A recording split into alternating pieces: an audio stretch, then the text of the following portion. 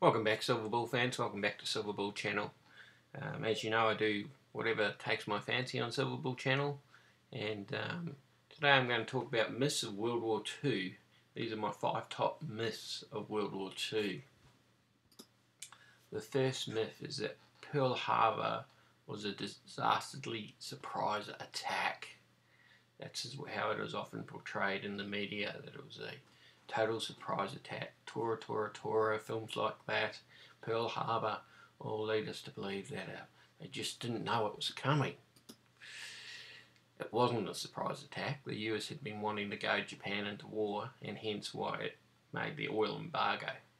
The US were well aware that the Japanese were planning to attack, and FDR needed the unprovoked attack to get the US into the Second World War, by painting the whole thing as an unprovoked, dastardly attack, a day that will live in infamy.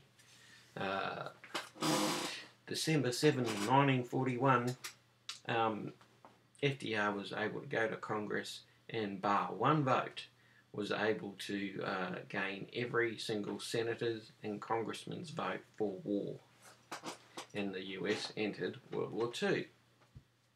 Despite the fact the US had already been having its destroyers fight against German U-boats, and the fact of the matter is we always view Pearl Harbor as a surprise attack. It's just not true. Okay, another major myth promulgated by Hollywood is that US was the major player, that the U.S.A. was responsible for the defeat of Germany and Japan playing the major role.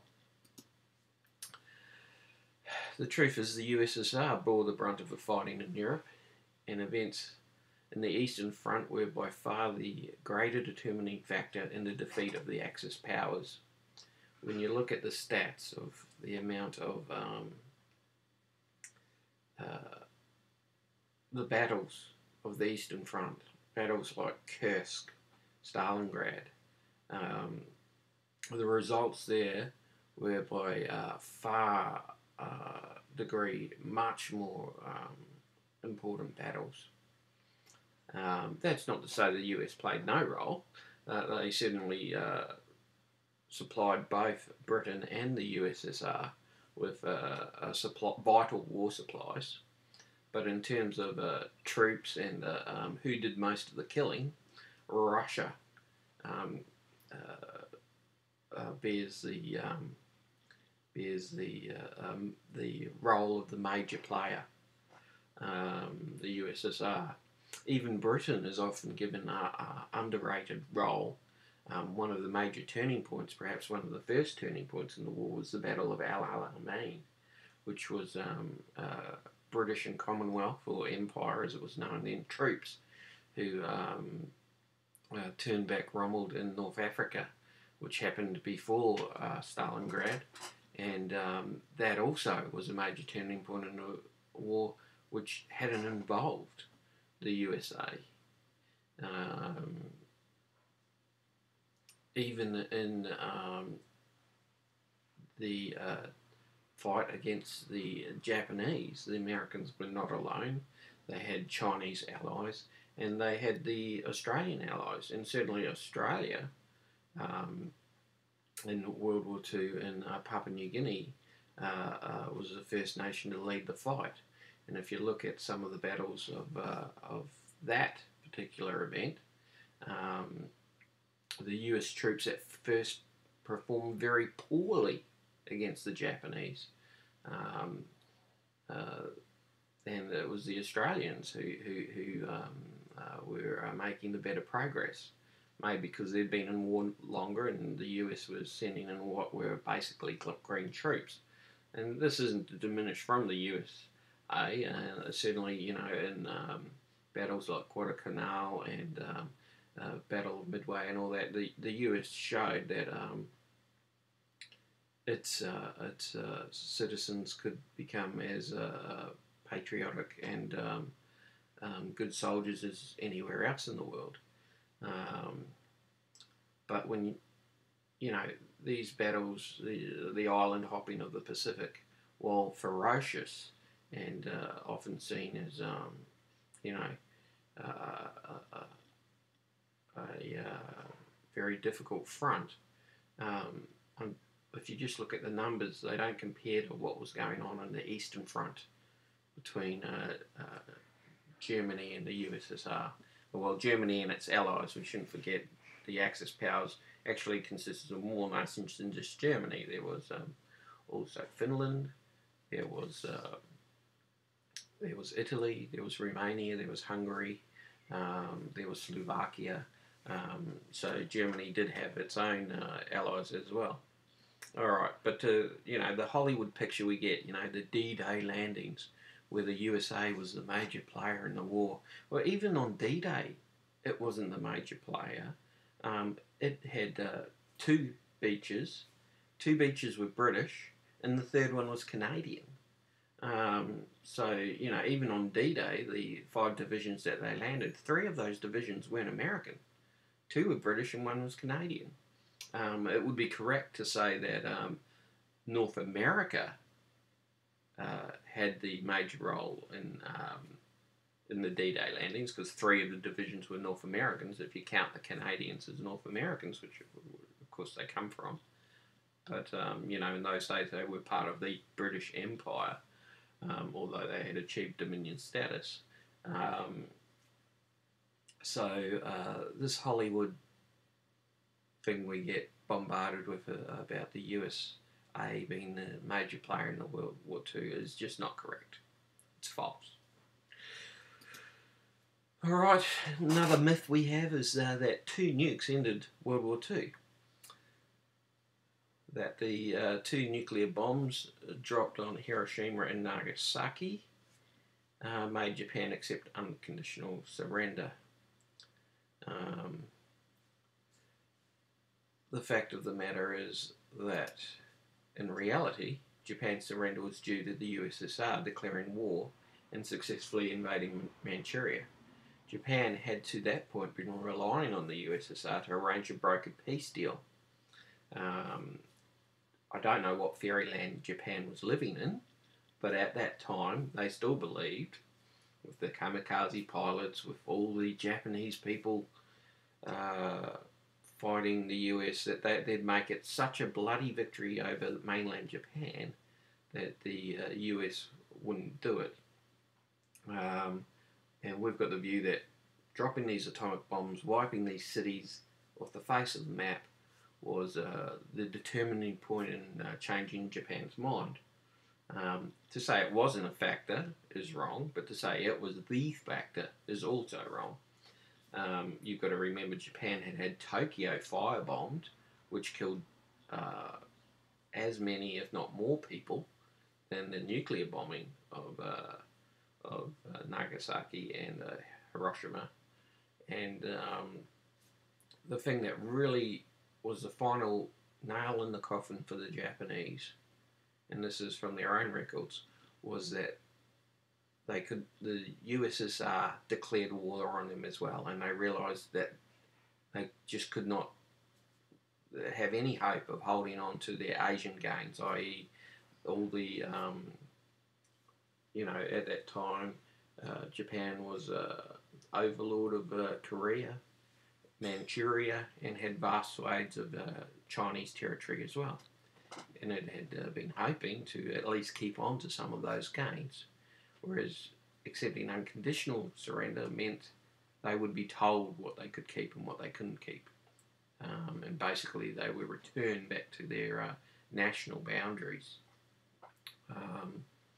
So once the USSR entered the war, and Japan had seen the USSR didn't care about how many troops it left so long as it had victory, Japan realised that they couldn't hope to bleed their enemy to death, because that just wasn't going to happen with the USSR.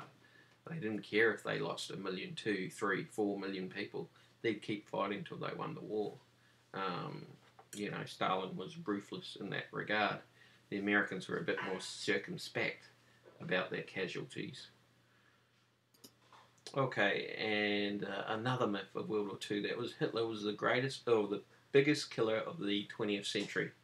Hitler, with the murder of 6 million Jews, gypsies, political opponents, etc., was the biggest killer of the 20th century.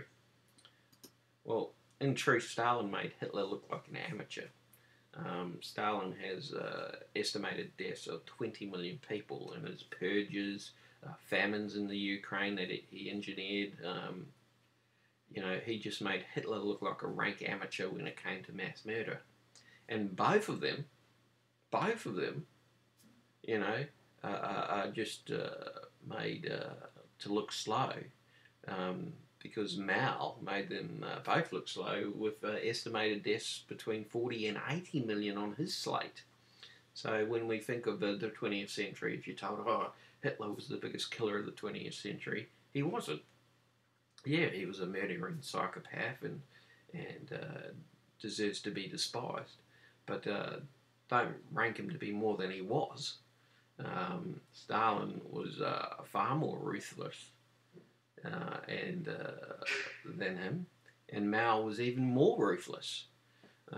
So let's get that right. And finally, the final myth is that Hitler died in a bunker. Hitler died in a bunker in Berlin. Stalin believed Hitler had got away, and recent tests on Hitler's skull show it belongs to a woman.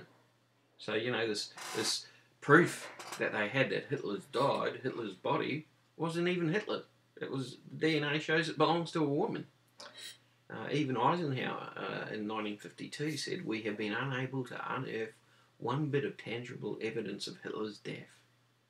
Well, the fact of the matter is, despite Wikipedia saying Hitler died of suicide in the bunker, there's no proof of that. There is no proof.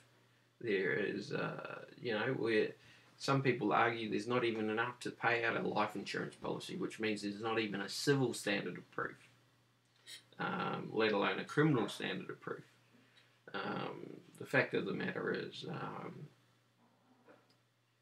it is not beyond possibility that Adolf Hitler escaped and ended up in some other country, most likely Argentina in South America, and certainly thousands of other Nazis did end up there. I mean, that's just acknowledged.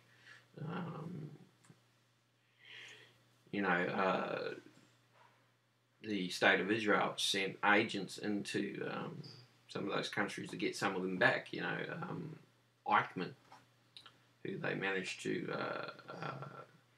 I won't say kidnapped because he was a war criminal, but they managed to go into Argentina and Shanghai him back to Israel and execute him for his war crimes.